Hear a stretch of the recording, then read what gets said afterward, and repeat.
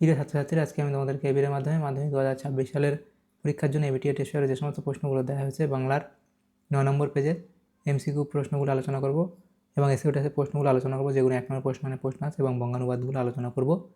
তোমরা ভিডিওটা শুরু থেকে শেষ অবশ্যই দেখবে এবং চ্যানেল যদি নতুন থাকে অবশ্যই চ্যানেলটাকে সাবস্ক্রাইব করে রাখবে পরবর্তী পেজগুলোর প্রশ্ন উত্তর পাওয়ার জন্য। আজকে আমরা 9 নম্বর পেজ আলোচনা করব। তো দেখো, এখানে যে প্রশ্নগুলো আছে একের দাগে সঠিক উত্তরটি নির্বাচন করো। 17টা এমসিকিউ টাইপ প্রশ্ন দেওয়া হয়েছে। প্রথম প্রশ্ন এখানে বলা হয়েছে, দেখো, আশ্চর্য হয়েছি, একটু ভয়ও পেয়েছি, হরিদার কোন রূপ দেখে বক্তার এমন দশা হয়েছিল? সেটা হবে বিরাগী রূপ দেখে। পরবর্তী প্রশ্ন বলা হচ্ছে, দেখো, গিরিশ মহাপাত্রের সাথে অপূর্ব দ্বিতীয়বার কোথায় দেখা হয়েছিল? সেটা হবে রেল স্টেশনে, অপশান গ। পরবর্তী প্রশ্ন বলা আছে, জামা অদল বদলের বুদ্ধি কার মাথায় এসেছিল? তাহলে সেটা এখানে হবে অমৃতের, অর্থাৎ অপশান খ। পরবর্তী প্রশ্ন, আমাদের শিশুদের সব ছড়ানো রয়েছে। এখানে দেখো যে অপশানটা সঠিক হবে সেটা হচ্ছে কাছে দূরে, অপশান ঘ। এর পরবর্তী প্রশ্ন হচ্ছে, দেখো এখানে বলা আছে পরবর্তী প্রশ্ন যে অস্ত্রের বিরুদ্ধে গান, কবিতায় কবি অস্ত্র রাখতে বলেছেন গানের দুটি পায়ে, অপশান খ। এর পরবর্তী প্রশ্ন বলা আছে, দেখো, সমুদ্র নিপতি সুতা কে? তাহলে সেটা এখানে হবে অপশান খ, অর্থাৎ এখানে অপশান খ হবে সঠিক উত্তর, অপশান খ অর্থাৎ পদ্মা। পরবর্তী প্রশ্ন, শ্রীপান্থ প্রথম যে ফাউন্টেন পেনটি কিনেছিলেন তার নাম? তাহলে সেটা হবে কি? এটা হবে জাপানি পাইলট। পরবর্তী প্রশ্ন বলা আছে, দেখো, ছিঁড়ে পত্র না ছাড়ে মসি, মসি কথার অর্থ কী? তাহলে এটা হবে কালি, অপশান খ।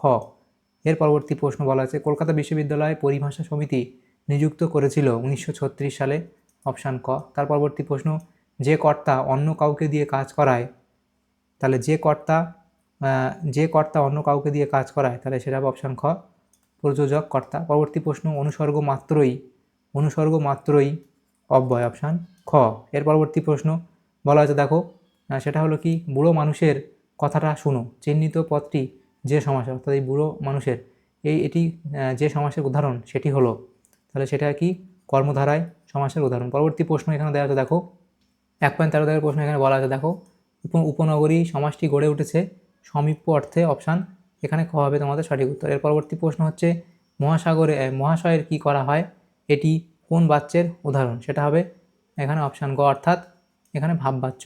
এর ভাববাচ্য। এর পরবর্তী তাহলে হলো 1.14 দাগের প্রশ্ন হলো ভাববাচ্য, অপশান গ। এর পরবর্তী প্রশ্ন হচ্ছে, দেখো 1.15 বলা আছে, যারা ওস্তাদ কলমবাজ তাদের বলা হয় ক্যালিগ্রাফিস্ট, এটি কোন শ্রেণীর বাক্য?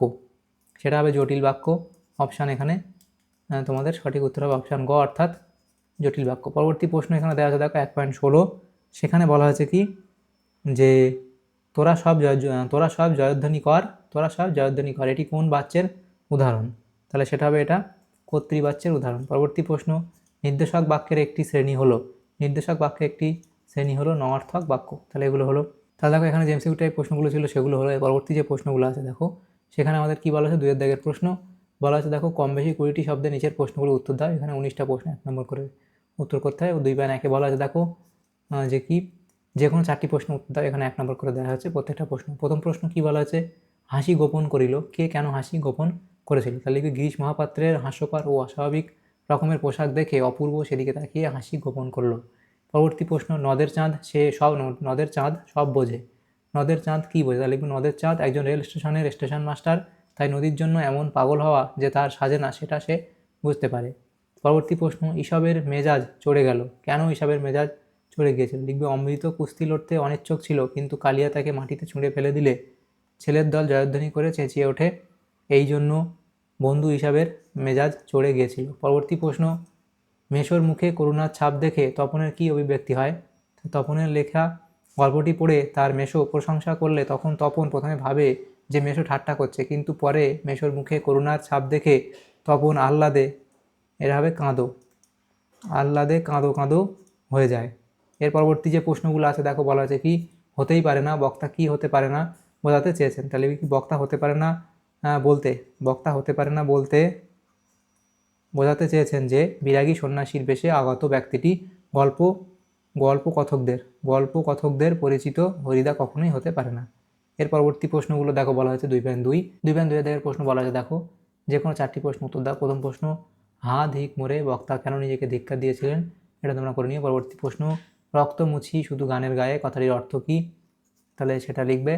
এর পরবর্তী প্রশ্ন দেখো বলা আছে, বলো ক্ষমা করো, কে কেন এই বাণী উচ্চারণ করবে?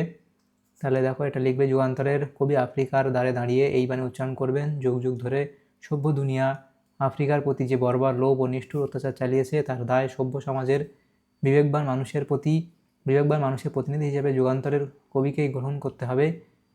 আফ্রিকার উপর সংগঠিত অন্যায়ের দায়ভারও তার উপর বর্তায়। পরবর্তী প্রশ্ন দেখো বলা হয়েছে, পঞ্চকন্যা কারা? তারা লিখবে, সৈয়দ আলাওলের সিন্ধু তীরে কাব্যাংশে সমুদ্র তীরে অচৈতন্য অবস্থায় পড়ে থাকা রানী পদ্মাবতী ও তার 4 মুখ্য সখী চন্দ্রকলা, বিজয়া, রোহিণী ও বিধুন্নলাকে একত্রে পঞ্চকন্যা বলা হয়েছে। পরবর্তী প্রশ্ন, সে জানতো না, সে কি জানতো না? পাওলো নেরুদার অসুখী একজন কবিতায় সে বলতে কবির প্রতীক্ষা মানা প্রিয়তমাকে বোঝানো হয়েছে। তিনি জানতেন না যে কবি বা তার প্রিয় মানুষটি যুদ্ধের পথে ঘর ছাড়ার পর আর কোনোদিনই ফিরে আসবেন না। পরবর্তী প্রশ্ন 2.3 কী বলা আছে? যে কোনো 3টি প্রশ্ন উত্তর দাও। প্রথম প্রশ্ন দেখো, পরিভাষা রচনাতে ত্রুটি হতে পারে কখন? তাহলে লিখবে, রাজশেখর বসুর বাংলা ভাষায় বিজ্ঞান প্রবন্ধ অনুসারে পরিভাষা রচনা ব্যক্তিগতভাবে বা একজনের দ্বারা করা উচিত নয়। এটি সমবেতভাবে বা বিশেষজ্ঞদের নিয়ে না করলে নানা ত্রুটি থেকে যাওয়ার সম্ভাবনা থাকে। পরবর্তী প্রশ্ন, আশ্চর্য সবই আজ অবলুপ্তির পথে। আজ কি অবলুপ্তির পথে? শ্রীপন্থের হারিয়ে যাওয়া কালিকলম প্রবন্ধ অনুযায়ী আধুনিক কম্পিউটারের যুগে ফাউন্টেন পেন, বল পেন সহ বিভিন্ন ধরনের কলম আজ অবলুপ্তির পথে। পরবর্তী প্রশ্ন, এই ধারণা পুরোপুরি ঠিক নয়। কোন ধারণা পুরোপুরি ঠিক নয় বলেছেন লেখক? রাজশেখর বসুর মতে অনেকে মনে করেন সমস্ত পারিভাষিক শব্দ বাদ দিয়ে বক্তব্য প্রকাশ করলে বিজ্ঞান রচনা সহজ হয়, কিন্তু উচ্চতর বিজ্ঞানের ক্ষেত্রে এই ধারণাটি পুরোপুরি ঠিক নয়। পরবর্তী প্রশ্ন, লাঠি তোমার দিন ফুরাইয়াছে কথাটি কে বলেছিলেন? হারিয়ে যাওয়া কালিকলম প্রবন্ধে উল্লিখিত এই কথাটি বঙ্কিমচন্দ্র চট্টোপাধ্যায় তার দেবী চৌধুরানী উপন্যাসের 3য় খণ্ডের প্রথম পরিচ্ছেদে লিখেছিলেন। 2.4 দাগের প্রশ্ন দেখো, এখানে কি বলা আছে, যে কোনো 8টি প্রশ্ন উত্তর দাও। প্রথম প্রশ্ন, নিরপেক্ষ কর্তার উদাহরণ সহ সংজ্ঞা দাও, সেটা করবে। এর পরবর্তী প্রশ্ন দেখো বলা আছে, হিংসার দ্বারা মহৎ কার্য সাধিত হয় না, কর্তৃবাচ্যে রূপান্তরিত করো, সেটা লিখবে কি, হিংসা মহৎ কার্য সাধন করে না। পরবর্তী প্রশ্ন, চিঠি পকেটে ছিল, চিহ্নিত পদটির কারক ও বিভক্তি নির্ণয় করো। তাহলে এখানে পকেটে, তাহলে পকেটের অধিকরণ কারকে এ বিভক্তি, এটা স্থান বোঝাচ্ছে। পরবর্তী প্রশ্ন, ভাববাচ্যে কর্তা লুপ্ত অবস্থায় আছে, লুপ্ত কর্তা ভাববাচ্য, এরকম একটি বাক্য লেখো। তা লিখবে, এখন একটু চা খাওয়া হোক, এখানে কে চা খাবে, অর্থাৎ কর্তা অনুপস্থিত। পরবর্তী প্রশ্ন কি, যোগ্যতাহীন বাক্যের একটি উদাহরণ দাও।